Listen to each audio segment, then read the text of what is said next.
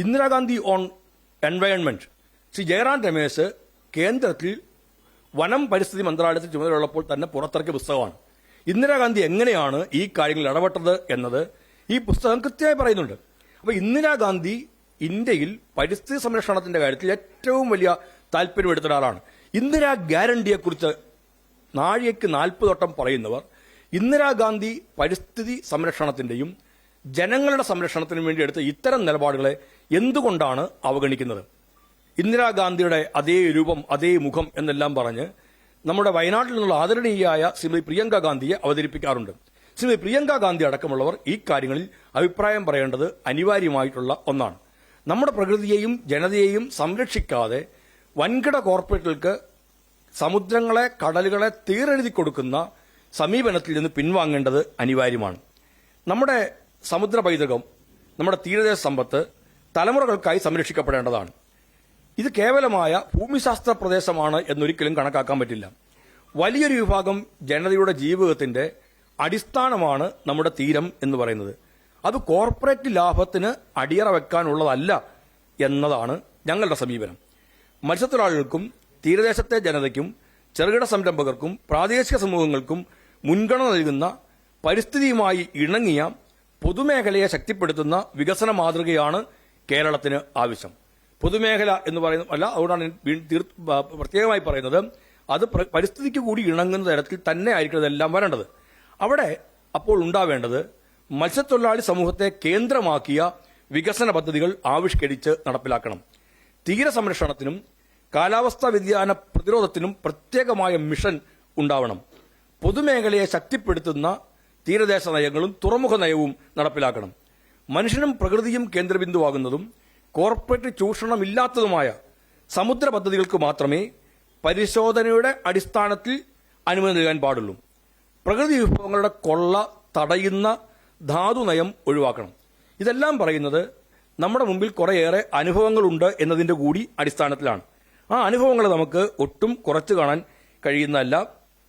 ഇതിന്റെ എല്ലാം ലോകത്തിപ്പോൾ വിഭവങ്ങളുടെ കാര്യത്തിൽ വലിയ കുറവ് വരുന്നുണ്ട്. ആഗോളതലത്തിൽ തന്നെ വിഭവങ്ങളുടെ ആവശ്യകത വർദ്ധിക്കുകയും സാമ്പത്തിക വളർച്ചയുടെ പുതിയ മേഖലകൾ തേടേണ്ടത് അനിവാര്യമാണെന്ന് ചിന്തിക്കുകയും ചെയ്തതിന്റെ അടിസ്ഥാനത്തിലാണ് സമുദ്രങ്ങളിലേക്കുള്ള ഒരു ശ്രദ്ധ ഉണ്ടായിരിക്കുന്നത്. ഈ പശ്ചാത്തലത്തിൽ വേണം വികസനത്തിന്റെ പുതിയ മുദ്രാവാക്യമായി അവതരിപ്പിക്കുന്ന ഈ പദ്ധതികളെല്ലാം കാണാൻ, ബ്ലൂ എക്കോണമിയെയും കാണാൻ. സമുദ്ര വിഭവങ്ങളെ സാമ്പത്തിക വളർച്ചയ്ക്കും തൊഴിൽ സൃഷ്ടിക്കുന്നതിനും വികസനത്തിനും ഉപയോഗപ്പെടുത്തുന്ന ഒരു ആശയമായിട്ടാണ് ഇത് അവതരിപ്പിക്കുന്നത്. മത്സ്യബന്ധനം, തുറമുഖ വികസനം, കടൽ വിനോദസഞ്ചാരം അവിടെ കൊണ്ട് തീരുന്നില്ല. ബ്ലൂ എക്കണോമി എന്ന നയത്തിനകത്ത് കാറ്റാടി പദ്ധതികൾ, അതിനേക്കാളെല്ലാം ഏറ്റവും പ്രധാനമായിട്ടുള്ളത് സമുദ്ര ഖനനം തന്നെയാണ്. ഇതിലൂടെ വലിയ തോതിൽ സാമ്പത്തിക വളർച്ച ഉണ്ടാക്കാം എന്നാണ് വിദഗ്ധർ അവകാശപ്പെട്ടത്. ഞാൻ നേരത്തെ പറഞ്ഞു, യൂറോപ്യൻ കമ്മീഷനും ലോകബാങ്കും നമ്മുടെ ഐക്യരാഷ്ട്ര സഭയും OECD എല്ലാം വ്യത്യസ്തമായ അഭിപ്രായങ്ങളാണ് വന്നിരിക്കുന്നതെല്ലാം. നമ്മുടെ ഇവിടെ ഇത് അവതരിപ്പിക്കുമ്പോൾ വികസനത്തിന്റെ ഒരു വലിയ പദ്ധതിയാണ് എന്ന് തോന്നുമെങ്കിലും ഇതിന്റെ ഗുണഭോക്താക്കൾ ആര് എന്നുള്ളത് ഏറ്റവും സുപ്രധാനമായ ചോദ്യമാണ്.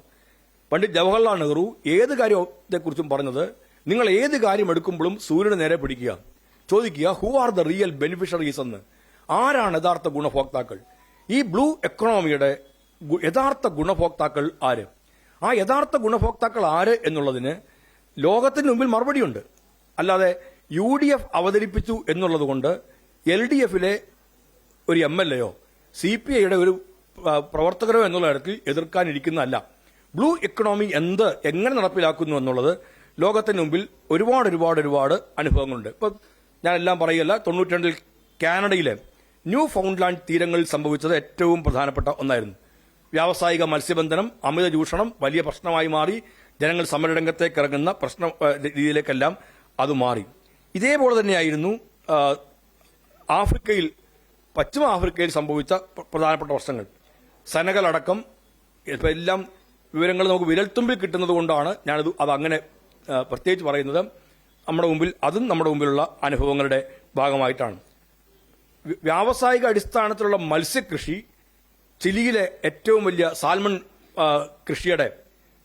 മത്സ്യത്തിന്റെ കൃഷിയുടെ കാര്യത്തിൽ വന്നതാണ്. ആന്റിബയോട്ടിക്കുകളും മറ്റും ഉപയോഗിച്ച് അതിഭയങ്കരമായ പ്രശ്നങ്ങൾ ഉണ്ടാകുന്ന തരത്തിലേക്ക് എത്തി.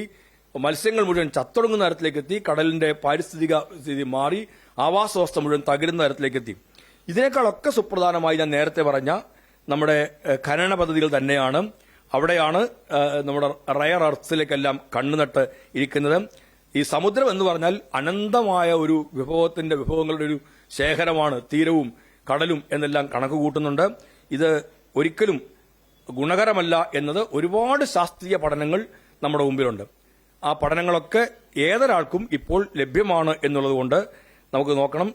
വിവിധങ്ങളായ മാഗസിനുകൾ ഈ കാര്യങ്ങൾ പ്രസിദ്ധീകരിച്ചിട്ടുണ്ട്. ലോകപ്രശസ്തരായ ശാസ്ത്രജ്ഞർ ഈ കാര്യം സമുദ്ര ഖനനം എന്നുള്ളത് പറയുന്നത് സമുദ്രത്തിന്റെ സമ്പത്ത് എന്ന് പറഞ്ഞാൽ ഒരിക്കലും തീരാത്തൊരു കലവറയാണെന്നാണ് പലരും കരുതുന്നത്. അതുകൊണ്ട് അവർ പറഞ്ഞേക്കുന്നത് വൻതോതിലുള്ള ഇത്തരം ഖനനത്തെ സഹിക്കാനുള്ള ശക്തി സമുദ്രത്തിനില്ല എന്നാണ് ശാസ്ത്രമേഖല നമ്മളോട് പറയുന്നില്ല. ഇതൊക്കെയും അവഗണിച്ചുകൊണ്ട് മുമ്പോട്ട് പോകുന്ന ഒരു ശരിയായ കാര്യമല്ല.